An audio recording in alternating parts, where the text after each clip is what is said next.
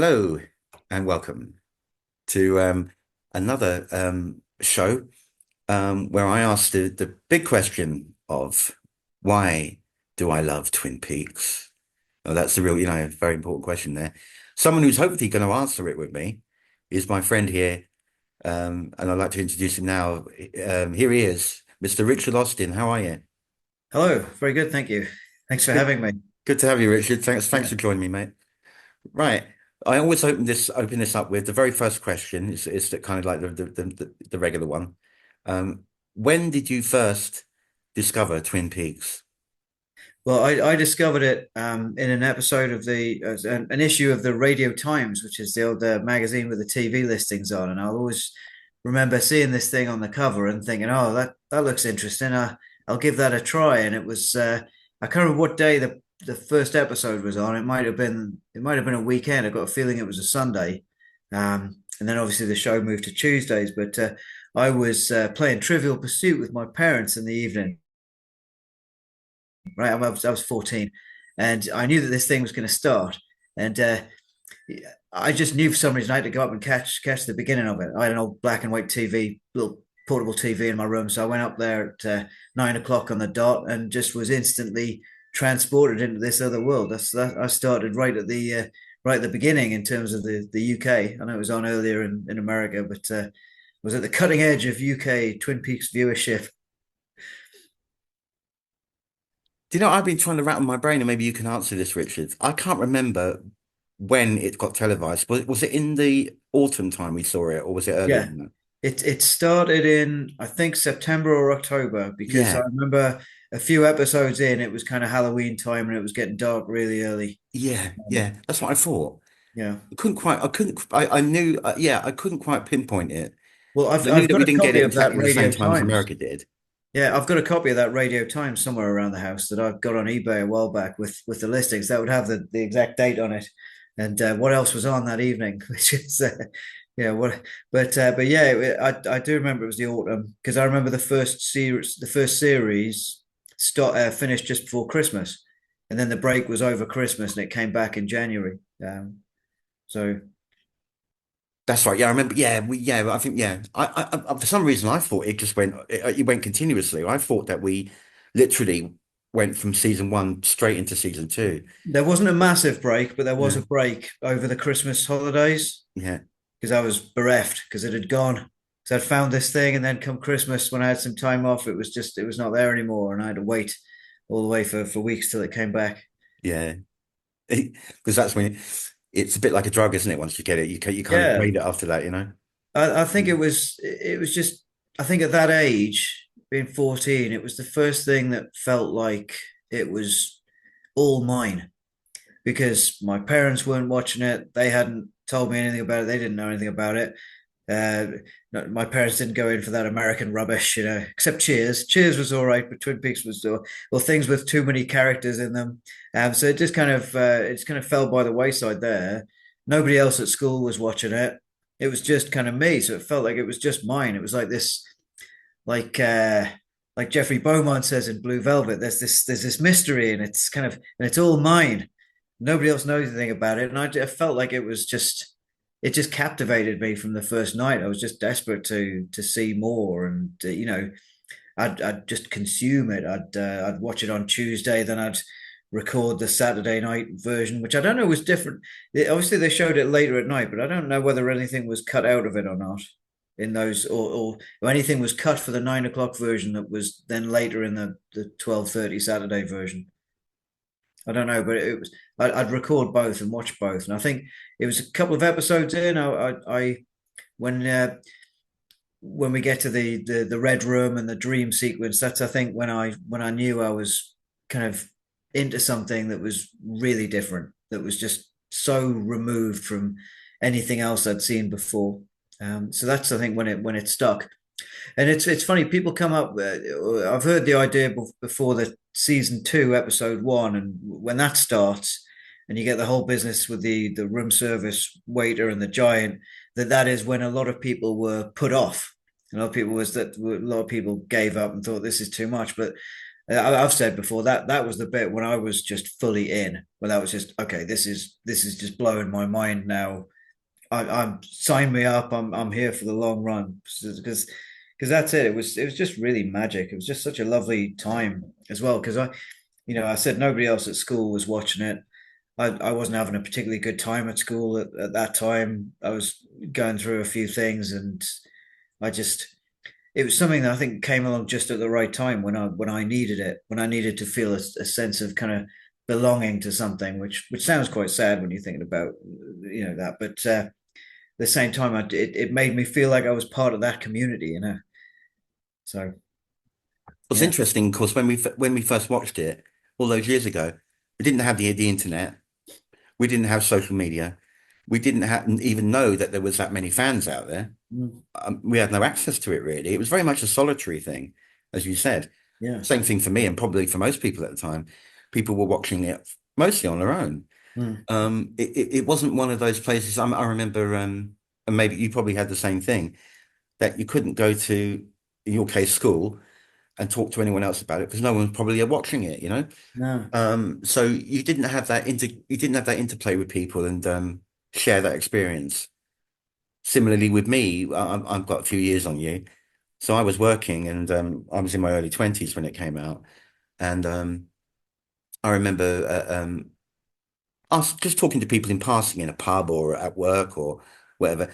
Did you happen to see Twin Peaks? And they go, first thing they might say is, what? What's that?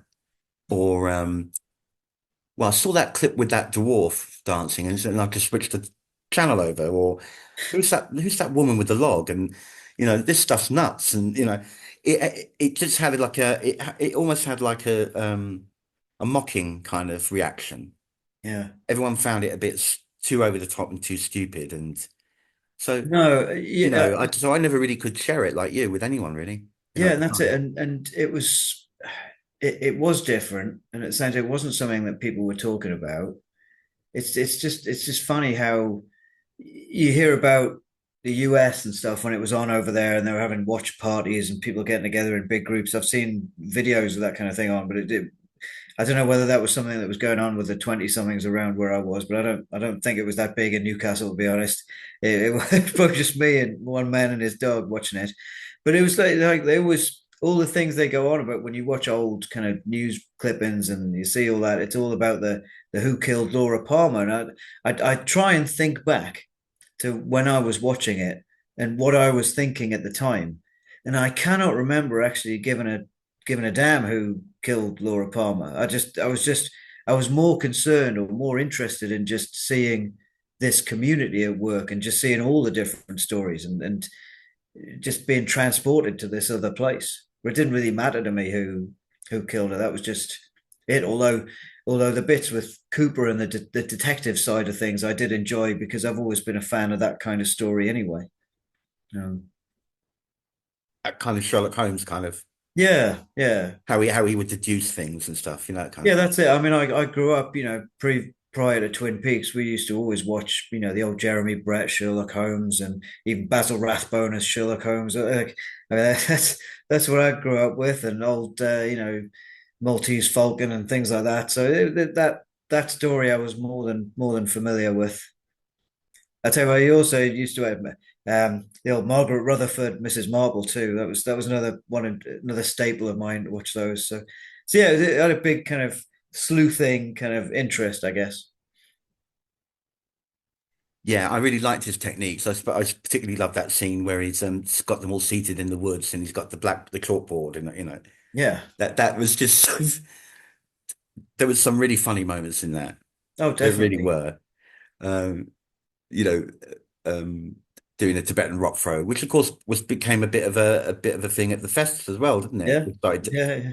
doing that, but they kind of health and safety has changed a wee bit, Mm. so they had to compensate for and use potatoes, stuff like that Yes. instead of rocks. Yeah. I've got a DVD somewhere that I won there, but yeah. Yeah, yeah, I did as well. I won The Wolfman, believe Oh, it or not, the excellent. 1940s movie, yeah, on DVD. I did one throw and I got a direct hit. I couldn't believe it. And it's actually on film somewhere. Someone actually Oh, filmed yes, me yes, it doing is. it. It's on So the, yeah, yeah, I've at least I seen. can say I didn't lie about that. I really did do it. Yeah, all in one. Yeah. So that was a real achievement. And I very rarely win any prizes for anything, so that was nice. But yeah, I remember as it went on, and the dates for some of this, I can't quite remember when the book came out, although I think it was between series one and two, the Laura Palmer Diary, because I remember getting that, and like, and again, I mean, I was 14, I was reading that these days. There's some pretty dark stuff in there, like beyond what's in the series, even, or the kind of stuff that's hinted at in the series, but not like it's not got into until Fire Walk with Me. So I remember having that, and I remember the soundtrack coming out. And once I had the soundtrack on cassette, that was a permanent fixture in my room. But I used to have all kinds of, you see people on Facebook or whatever with their Twin Peaks shrines. This is my cupboard with all my Twin Peaks stuff in it. I had all that going as a 14-year-old. I'd just set up. I'd have a donut and a raw carrot a la Ben Horn, and I didn't drink coffee or anything like that. But I'd have all this set up and some candles in the room and the soundtrack going, all the lights off, just moody ambiance going on, which cut. I don't know. I don't know what the hell my parents thought with these scented candles everywhere and that. But Yeah. Well, you thought you were doing that Bob chant, yeah, when he's sitting in the place with all the candles around and yeah. all that, or the one-armed man or whatever it was, yeah. But it Um, was it was part of my ritual and stuff. And my brother and everybody knew, Tuesday 9 o'clock, just don't come near my room because I'm watching Twin Peaks. oh, right, brilliant. No, I never had that. I never had that experience, like that. I was just literally sitting on my own there. I could just watch it without having to tell anyone I was watching Yeah, it, and not having to tell anyone to shut up while I was watching it. So yeah. it was a different kind of, it was slightly different, but yeah, but strange. So for years, nearly 20 odd years before I even knew of any fellow fans, Mm.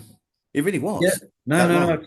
until the fest got announced in 2010. That was the moment where started connecting with people. Yeah. Went to the first one and then started making friends, and then went to the next one, and then it swelled and swelled and swelled like that. Did you know about the, you must have known about the US Fest though. Did you ever consider going out there? I've considered that every year, but never been able to go there. Mm.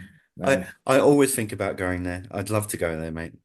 I Um, think when I finally discovered that or when I finally had the disposable income at that time in my life where I would have been able to go, it was, I think it always happened at the start of July, which was term time, and being a teacher, that was never gonna work for me. It was at the wrong time of year. But yeah, I mean, I kind of knew that was happening, but I didn't know about any other groups or things like that. And I, even being on Facebook for quite a while, I'd never thought about looking for groups to join of any kind of fandom. Facebook was something I didn't really use much. It was just kind of there until, wow, God, till probably after I met my wife, I guess. So, yeah, I literally was quite new to it then. I think I joined about 2009 on Facebook. mm, So it wasn't, not long before this announcement came out about this thing. Um, and then it kind of snowballed from that. You mm, know? But before that, no, it was very much just me on my own watching it. yeah. Didn't know anyone. What about the film when that came out then? Was that something you went to see on your own I or? didn't go to see it. Right, I think because I can't remember why I didn't, but I think the fact that it wasn't very well mass advertised. right. I think the marketing was quite crap for it. Firewall Okay. for me I think because I I wasn't used aware of to. it, I mean, at the time. I used to get Empire magazine every month quite religiously, and that's I knew it was coming, and I think because I moved down here in 1992, so I watched the original series up in Newcastle, and then I remember buying all the VHS cassettes up there. When they came out, I'd go down to John Menzies with me. We paper round money and buy the next DVD as it came out. And I had that whole collection, got the T-shirt and all the pin badges and things like that. And then we moved down south, and I remember my first day at sixth form college, I met this guy Graham, and he looked like Bob. He had the long hair and whatnot, but it turned out he'd watched it as well, so we immediately kind of had something in common there. There was one guy at my school in Newcastle who was watching it, and I'd occasionally talk to it. His name was Adam, And I remember when the film came out, I made a point of going back to Newcastle to see it at the cinema with him. It was just as because we'd been talking about it. It was just a kind of agreement. But I remember the film. I'll be honest. I I didn't like it the first time I saw it. I came out of there feeling like a lot of people felt like this was just totally different and not what I was expecting and so forth. I've come to really appreciate it over the years, but I think at the time I think I'm only 16 years old anyway. It's it's a very adult film, it's got very adult themes in it that if you don't have much of an understanding of it, I can see how that just bounced right off my head. So yeah, that was my experience of the film. Yeah, And it then was. obviously nothing from then until a long time That's later. right. Yeah, I mean, I had much like you did. I had the diary, Secret Diary of Laura Yeah, Palmer. I had the Cooper My Life, My yeah, Tapes book, which yeah, was really good as well. yeah, Because it was cool because it explored his life when he was young as well, yeah, and all that. That was yeah. kind of There's neat touch to lots of get good to get to material know a in little it. bit of his backstory a wee bit. Yeah, And even the bits where he first partnered with Wyndham Earl, they had the early parts of that. It was very fascinating. yeah, I loved all that. It was a really good put together book. And I was quite engrossed in that for a while, those mm, books. So I kind of voraciously read those to fill the gaps, I suppose. yeah, Then the DVDs started trickling out, probably early noughties, I think. If I yeah. remember rightly, the box sets came out, the seasons Did one, you have the two. board game? Hmm? Did you have the board game, Frank? No, I don't. No, I I don't. did. I got the board game for Christmas one year. I must have been 15. I must have got it as soon as it came out. And I don't remember ever playing it because none of my family wanted to play it with me. And it must have gone in a house move somewhere because I lost it. And then Oh, I bought another set of it on eBay a few years back. I think I got it for about £20. And I made a point of playing it with the wife. And my God, it's awful, Frank. It's an awful board game. It is no fun. You get to the end and it's just a long dirge of I think trying to roll a very specific number in a very specific order, and it just gets to the point. I can't. I've had enough of this. Given up. So I sold it again. I actually made quite a bit of money on it. I think I sold it to some guy in Norway for about £100. Yeah, wow. yeah, yeah. 'Cause there must have been just not many around on Facebook I guess Marketplace it was at the time. limited Yeah, release, maybe. Yeah. Of I course, they're think. going to be worth more when Yeah, if I they're not can mass live without produced. it. But Yeah, yeah, I didn't even know there was one until you told yeah, me. I had no yeah, idea. You know. But yeah, I was for me it was mostly the main things like the series box sets, mm, the two books, and then later on Mark Frost books, yeah. Secret Lives and the follow up the Secret History and I've forgotten the name of the what was the other one? Final dossier. That's it. Yeah, yeah. So I got those hardback, uh, um, and So of course when season three came out, I got the series set of that. So I got all the three seasons box sets, but I was never one for all the other merchandise much. I never went out and yeah, got mugs and this, that, and the other, and whatever was around. I mean, yeah. I don't think there ever was a huge amount of merchandise for Twin Peaks anyway, but No, no. it wasn't one of those kind of things. So after the film, then did that? Obviously, there's a big long gap with like nothing in it, and I don't know. I tried to spend that time finding things to fill that gap and seeing if I'd get drawn into any other directions because I'd never. I mean, this was my first experience of David Lynch as well. I'd heard of the Elephant Man, but I'd never seen it, and I think I'd maybe seen Dune or maybe not. I think I might have hired that from the video shop afterwards. But I think the next kind of big step for me from Twin Peaks was then Blue Velvet and Wild at Heart, and taking those in when they came. But also, I remember there's a whole glut of stuff I remember at the time that came out afterwards that's described as just like Twin Peaks and like Wild Palms. Do you remember that? Yeah, just nothing I much like did, Twin and Peaks I at tried. all. I think maybe I only watched one or two episodes of it, and I just kind Oliver of like lost Stone. I interest. think that was 1993. I think that was. That was what do you call him? That was the main, that wasn't it? Belushi, Oh, was it? wasn't it? James Who Belushi, I think. who was the lead? The He was like a female. detective or something, wasn't he? I think. Yeah, I Yeah. can't remember. There was a very famous female actor in it. I can't remember. Uh, No, anyway, But I just remember that watching that. Oh God, this is awful. Yeah. No disrespect to any Wild Palms fans out there. I'm sure I could revisit it. It would be brilliant. But there was that, and I remember going to the cinema and seeing a very good film called Red Rock West. With Nicolas Cage and Lara Flynn Boyle, Dennis Hopper. That had a very not exactly Lynchian, but it kind of belonged in the same kind of ballpark. I really liked that one. JT Walsh as well, you know. God rest his soul. Yeah, I remember seeing that actually. I have seen that film, and it did have sort of peaksy, small Yeah, town America kind of yeah. Like vibe a those bit to kind it, you of know. the Yeah, same kind of characters you might find there, but yeah, a little bit amplified. yeah, yeah. Um, and then you had things like even they were even drawing a little bit of similarities with Northern Exposure, Yeah, that yeah. series. Remember as well? I Yeah. never watched any of that. No, I hadn't really either. I didn't really tune into it. And there was one called Picket Fences or something.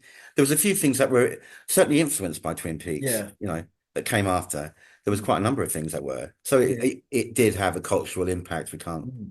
deny, you know. No, no, massively, Yeah. massively. I'd say it's people. You can still see it these days when you see. There's all kinds of things you watch on TV. You think, oh, this is just Twin Peaks, you know. And obviously, Twin Peaks borrows from the things itself, but you know that central idea. I mean, I've seen something. I can't remember what I watched a British drama. I think a couple of years ago.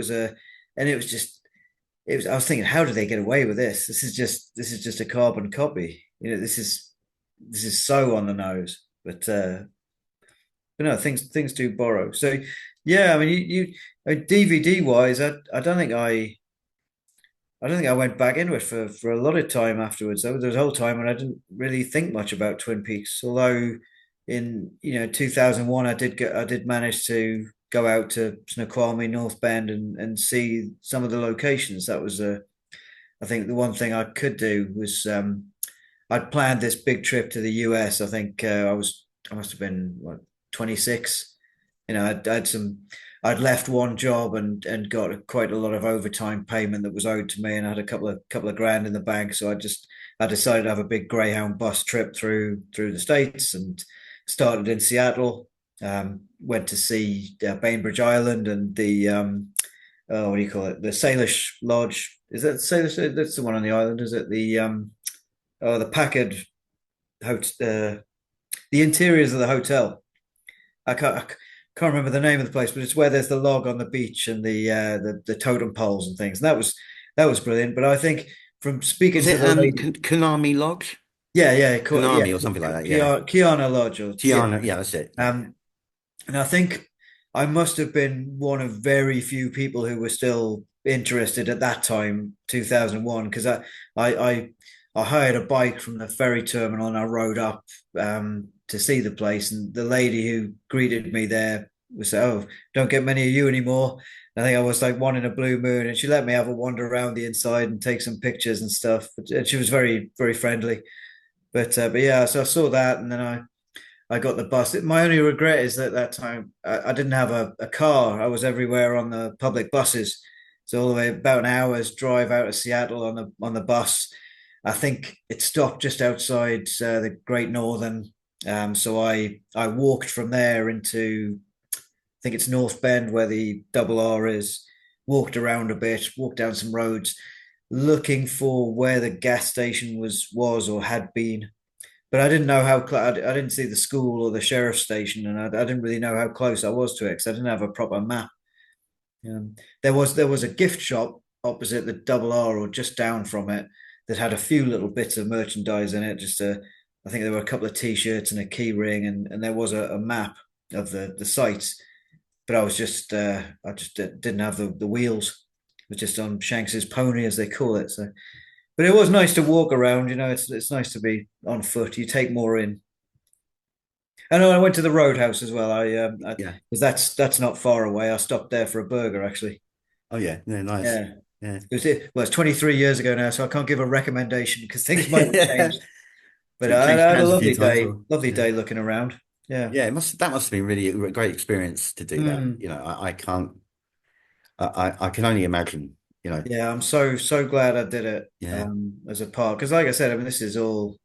I mean, it's testament to just how much of an impact the show had on me, I guess, that this is like 8 or 9 years later, and I'm still using it as an excuse to, oh, go here because I can go and see all this. Yeah, And yeah, it did, it had a massive impact. Yeah. yeah. Um, so that first time you watched it, Hmm. Richard, that very first time, um, after that first one, the pilot went out, and you sat there afterwards thinking about what impact did that have on you? Can you remember your feelings, or can you remember anything how you felt at Just, after that 90 minute, yeah, um, I mean, just as I said before, that this was something completely different to anything I'd seen before. It was new. It was kind of fresh. It felt like it was for me. It felt like it was kind of all mine. Like I said, nobody else I knew, but mum and dad weren't interested in it. I didn't feel this is something that I was being forced to watch. This is something that I'd found and that was kind of speaking to me through all these locations and these characters. Like there was something just magical happened. It's just when you see something and you think, yeah, this is speaking to me on so many levels. And there's very few cultural experiences I can think of in life where I've had that feeling immediately. And I went through and watched it. I think, like I said, after Christmas when season two started and that first episode when I settled in, I said I'm back, and of course it was a double episode, so it was long as well. And there's so much that happens, and that always to this day that's my favorite episode of the entire series, one, two, three, film, everything. That season two, episode one, there was just so much in that, from horror to mystery to comedy. There's just so much class in that episode that just that's what cemented it for me. Like I was there, it was back, and this is like, yeah, this is all mine. Um, yeah, I agree. There was these impactful moments, wasn't there? yeah. Oh, there's It everything. you There's the know, Major's speech. There's a whole bit in yeah. the hotel room. There's one of my favorite scenes in the whole thing is Ed in the hospital with Albert and Harry, where he's telling about how Nadine's eye got shot out, and just Miguel Ferrer is just comedy gold, and his Yeah, reactions, his face, he doesn't have to say anything, and it's just it's pure comedy, and not yeah, even him, but how Cooper then responds to him. Yeah, yeah. It's awesome. It really and was. then you get Yeah, the bit at the end of that episode where you're in, and this just the polar opposite, where it's just going down the hotel corridor, which is just so scary, so you know, so horror, and you got the scream and that said, oh bloody hell, this is serious. You've had all the kind of nicey, but yeah, this is where we're at now. yeah. Those that slow sort of movement of the camera, it's very Yeah, ominous, really ominous, isn't it? yeah, And there was a lot of that, how he built tension like that, or whoever was directing it at the yeah, time. I yeah. don't know all of all of them who did what, but those sort of factors play a big part in it, don't they? Mm. To give that sense of unease before you actually see anything. Mm. It just sets that up really beautifully, doesn't it? Yeah. Um, and you've got that light and dark contrast constantly as Mm. well. And it seems so seamless. It doesn't seem like it's forced in or Mm. anything like that. You can go from one extreme to another in just two scenes. Yeah. And I mean, I think just skipping forward a bit, I never, yeah, I never expected to see any more of it after the film. I think that was it, and then I think the obviously the new series was announced in 2014, probably I think just before I met you at that first festival that I was at, 2014. And I think, yeah, that announcement and then the book coming and things like that was just a real peak of interest. What did do you remember getting the Secret History? Yeah, I do. I do. I got it when it first came out. Because Yeah. that So was the it was first, actually, in the same sort of time period as it was all going yeah, on, because that because was 16, was it? it was sort of 2016? that in betweeny thing, wasn't it? Yeah, because But that it was the came. first new Twin Peaks Yeah. content we'd had. Yeah. I wonder. before I say what my reaction to it was, can I ask what yours was when you first got it and opened it and read it? It was very different. Um, and as you get further into it, you realize how much different it is. It really was like putting like an alternative spin on it all, really, because most of the characters that were in it were not the characters you remembered. No. They were in name, but they seemed to have a different life. They went off in a different path to what the series showed. Yeah. So I was wondering I never really knew what the reasons for that were. I don't think I've really found out what his motivation behind that was. Maybe other people probably know better than I would. But so it was interesting. There was some fascinating stuff in it. And I liked all the documents that were in it and the photographs and all that. It was a very well put together book, I have to admit. There was an awful lot of work that went into it. You could see the passion in Yeah. it, Yeah. Yeah. Yeah. the amount of research that went into it, with real-time facts that were going on with, sheriff, the real Truman, the sheriff, Yeah.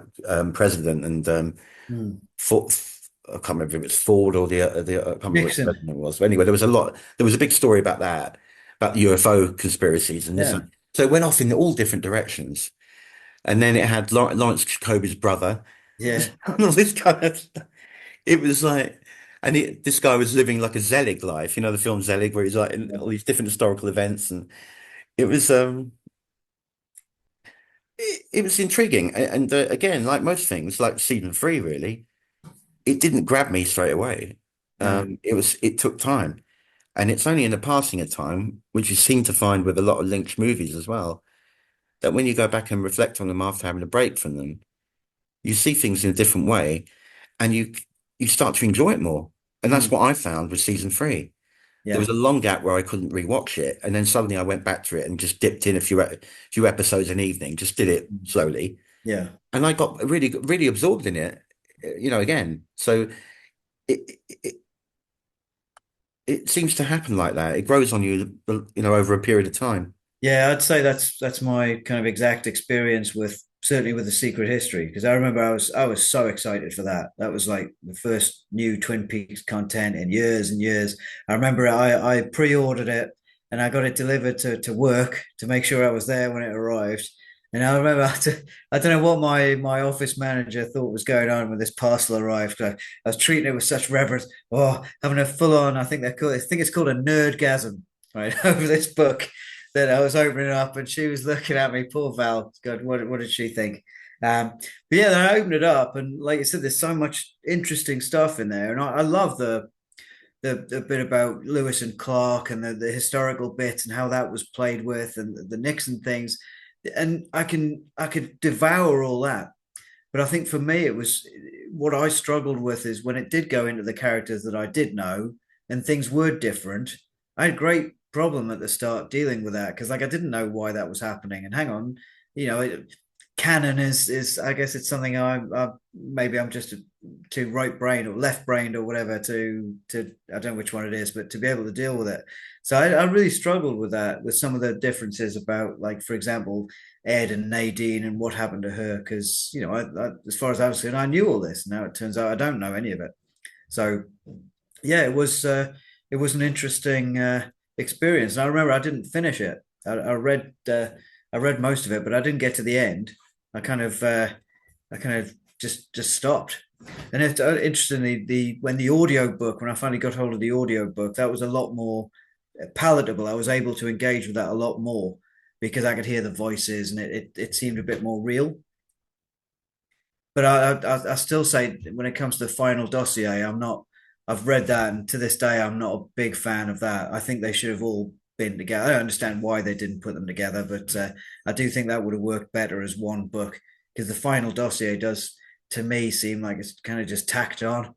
And now this is what happened to X, Y, and Z, and la di da, and she ended up here, and he ended up there, and it just felt like a bit of a non-event. Sorry, Mark. Yeah, and interested being told by a or not, is it third person narrative? I'm not sure what you call Yeah. it. Um, who ends up being Tammy Preston, doesn't it? I Yes. think that's right. Yeah.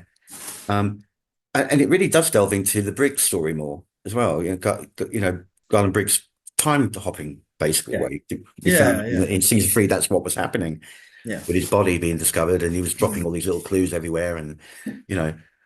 So that's where he was going on his little excursions where he couldn't tell the wife where he was going to. He was off time traveling. Yeah, Hmm. jammy bugger. Yeah. Yes. Um, and I thought he was a really interesting character, Agent Briggs, wasn't he? Briggs, yeah. Briggs, I really liked him. Certainly Yeah. the way he develops over the series in terms of having an arc when you look at the early episodes where he's very much the authoritarian and stuff like that, you don't get any sense. I don't know whether that was a conscious decision to change the character or whether it was always intended to be like that. But he's got such a warmth as an actor and as a person anyway. It seemed inevitable. That's why it's another one of those reasons why I like that season episode. His speech, that's my favorite scene in the whole thing. That the dream, So that yeah, it's interesting to see how his character develops from what you expect and how he becomes more prominent in season two. Yeah, when he starts helping Cooper as well, when he starts helping Cooper with all the clues and stuff, that's good. Yeah, You know, yeah. uh, um, As Dana Ashbrook referred to it, all that UFO crap.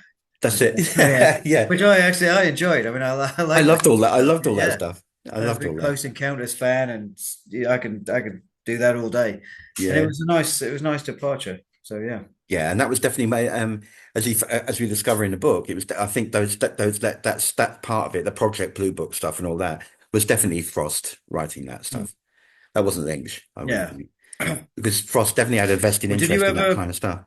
You know, Yeah, did you ever catch any of that Project Blue Book series that Harley Payton wrote? never, no, No, no. because that's worth looking up. That's got its moments. It's got Ah, oh, what's his face? Aidan Gillen plays oh F something Hynek, Alan Hynek, the Project Blue Book guy, and there's another guy who plays a military his military contact or whatever. That's got some interesting kind of parallels with the secret history and some of those bits. It's nice to watch in tandem. It's a shame it got cancelled after two seasons. It was starting to warm up and develop a bit more of an arc. So that's a pity, but it's worth looking at if you something relatively recent that's quite fun. But that was Harley Payton, and I know he had a great involvement in the writing of lots of bits of Twin Peaks. I think his involvement sometimes gets kind of washed over and forgotten a little bit. But yeah, did you ever see, keeping on the theme with that UFO, all that the conspiracy stuff? Did you ever see the film Roswell with Carl McLaughlin in it? no, no, I didn't. Who's in that? That was quite good. Oh I think it right, was made in the sort of 90s, maybe mid 90s, maybe. right, And he played, it was based on a true story, this yeah, event that happened in Roswell, a crash, an alleged UFO crash. And then there's this big gov cover up from the army and all that. And he played the main uh, Jesse Marcel, which is a real character person who discovered that the debris on this farmland, and was told to be silenced about what it really was and all this. So it followed him as a young man, and then it went on at the end of it. He's made up as an old man, right. his car's sort of walking around slow, and it's all about that, about him trying to get to the truth of what happened and all this. And it's quite a good movie actually, Hmm. but it doesn't get really spoken about much, No, you know. But worth checking out, I think. Yeah. Yeah. no. That's always after a good Carl And McLachlan. Kyle's good in it. Yeah, He's always good value anyway, Kyle, and everything. yeah. Even the Flintstones. No, I Um, remember seeing The Hidden after that must have been a couple of years after Twin Peaks. I finally caught that, and that's very quirky FBI agent or whatnot who then turns out to be an alien. That's well worth it. It's like a kind of proto Men in Black kind of thing, isn't it? That's the same kind of alien. You can almost imagine Vincent D'Onofrio playing him. Uh, but I'm sure I'm sure that was turned into an X-Files episode as well, and an episode of Angel. I've seen that plot so many times with the body snatcher who moves from body to body to body. I'd like to see what the original on that is. But your your experience of um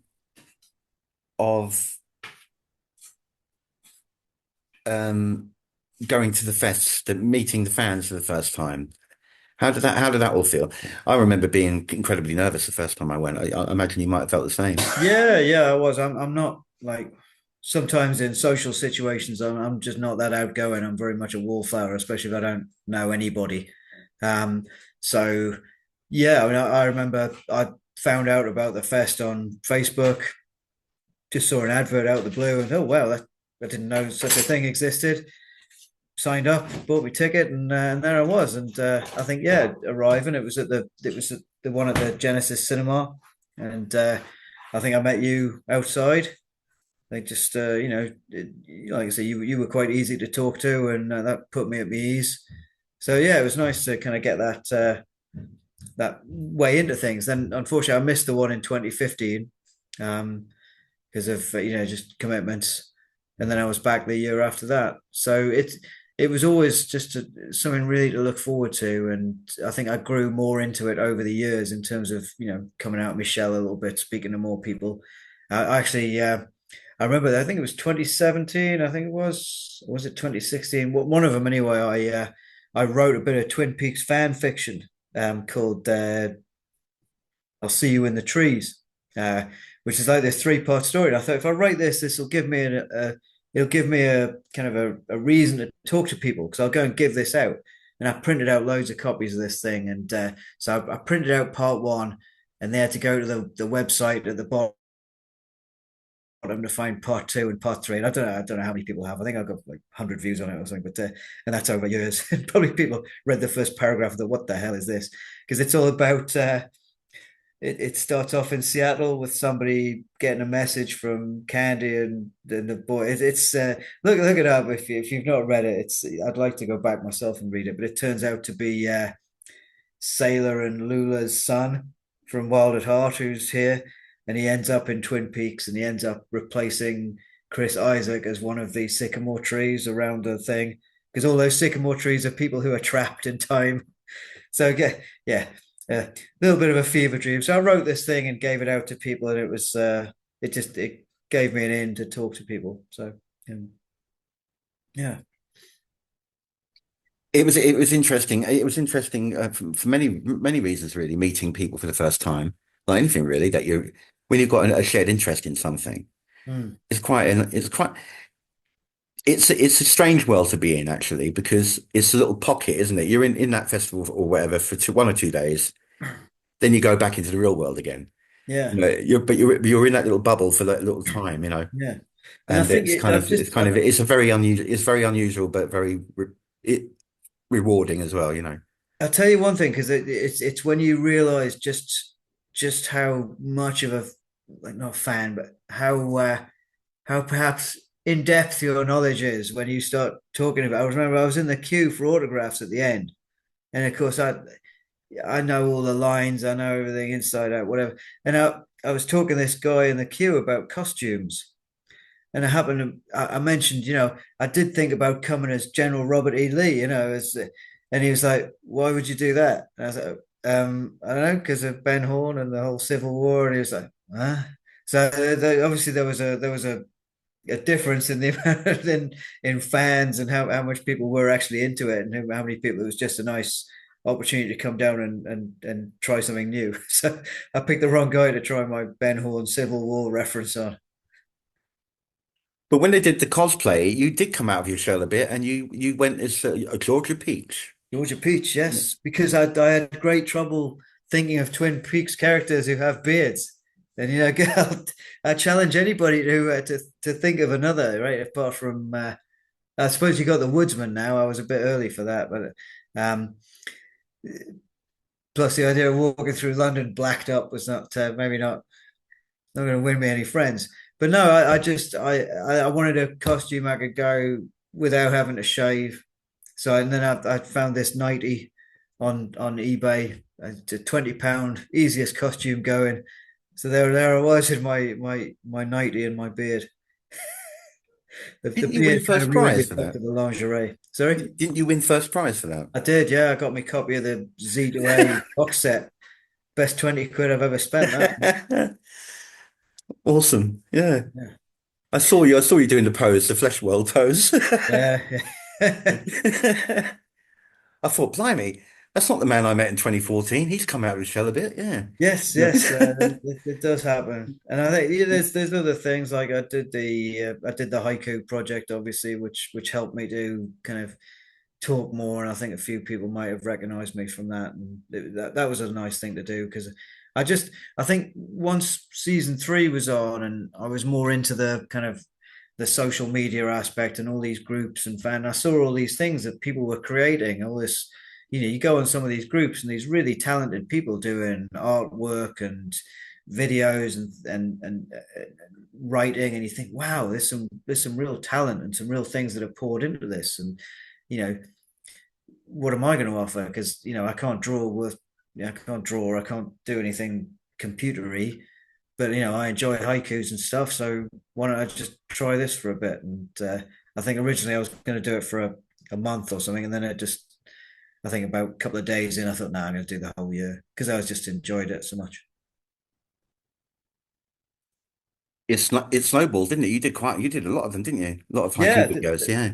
the whole year, And yeah, I remember you going up to was it Dana Ashbrook and giving him a haiku, wasn't it? Because he was into Oh that. God, yeah. I mean, well, I think that year, I think when I'd finished it, I got all the guests at the fest. I made a little postcard thing with a picture of them and the haiku on it. And I gave them away as little gifts and stuff, which was, and I think Dana really appreciated. He said he writes haikus himself, so he really appreciated it.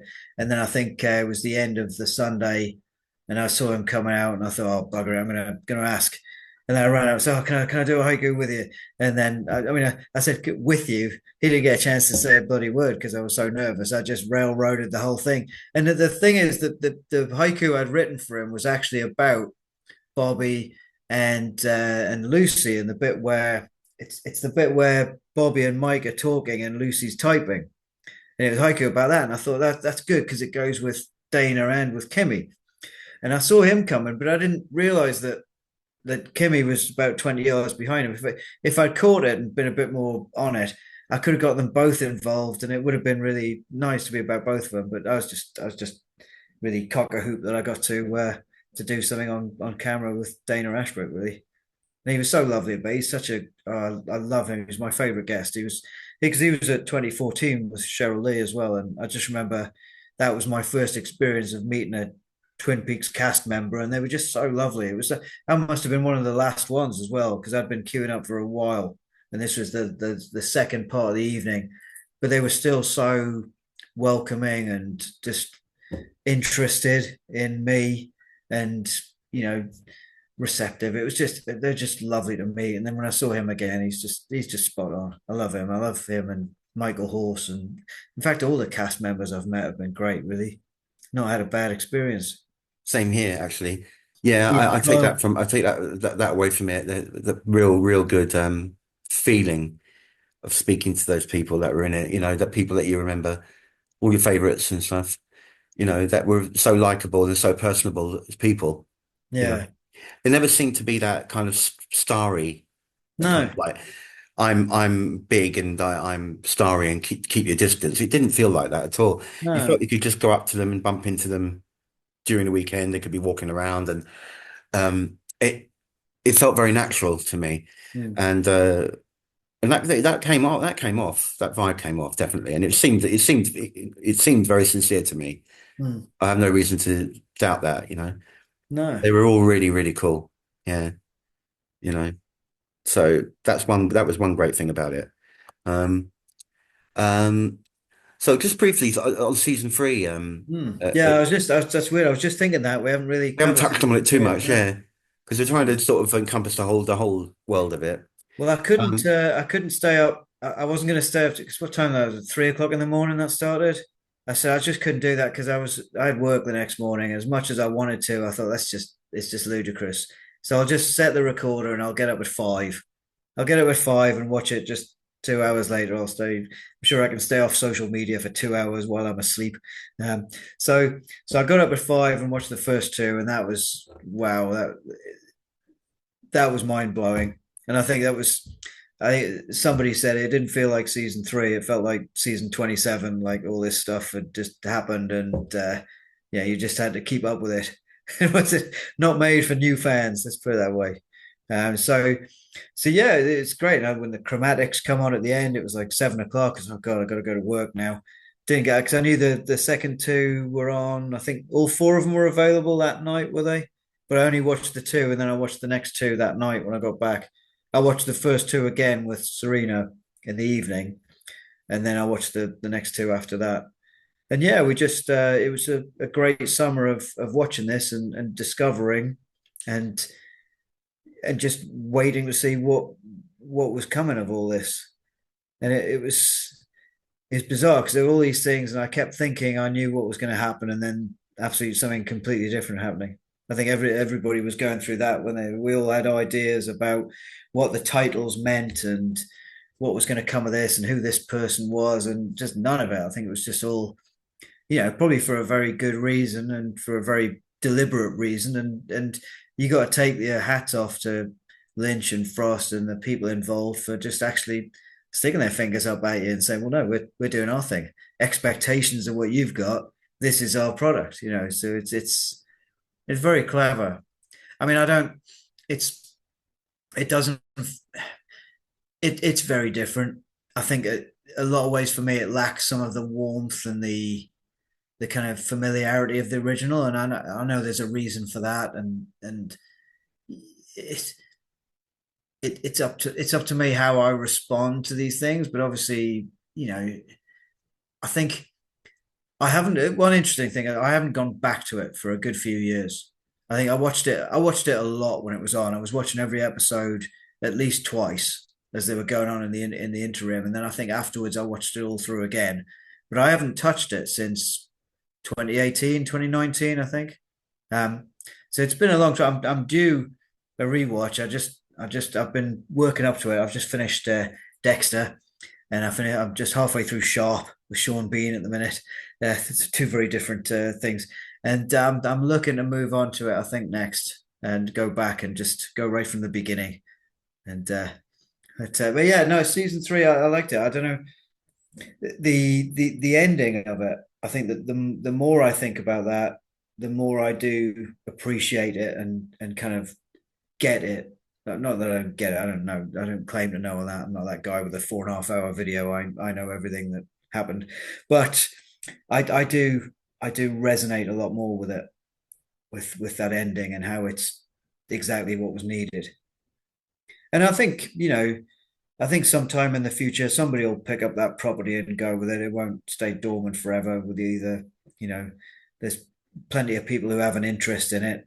It's always something in 10 years from now that they're going to dig up and redo. And I'm happy to watch anybody's interpretation of it because I've seen lots of people and lots of people's ideas about what should happen or what could happen, and everything. I think the great thing about that universe is that you can chop and change. You can change events that happened. The books have taught us that what you think you've seen doesn't necessarily have to be the be all and end all of things. It doesn't have to happen in Twin Peaks. It doesn't have to happen in a certain time frame or a kind of time branch of time or whatever. It can be anything. Um, So to finally wrap this up, Richard, I have to ask you the burning question. yes. It's the best way to end this. Richard, why do you love Twin Peaks? Um, I had a great answer for this, but I assumed you were gonna when you started this, I thought you were gonna start with that question. I had an answer worked out, and now I've forgotten what the answer was. I think why I love it is because it speaks to me on so many different levels and in so many different voices that there is always something there. It's a comfort, it's a challenge, it's something that's followed me since I was 14 years old and kind of always been there in the background. It's something that was a massive help to me when I was that age and really struggling, that gave me a sense of identity and gave me a sense of belonging, even though I didn't know anybody else who was there at the time. So yeah, I think that's probably a cheat. That's probably a number of reasons, but I'd say that's it. Yeah. And with that, my friend, thank you ever so much for joining me. It's been a blast. Thank you very much. Hang Thank loose, you. Harry's. Been great. And friends, thanks for watching. And until next time, we'll see you in the trees.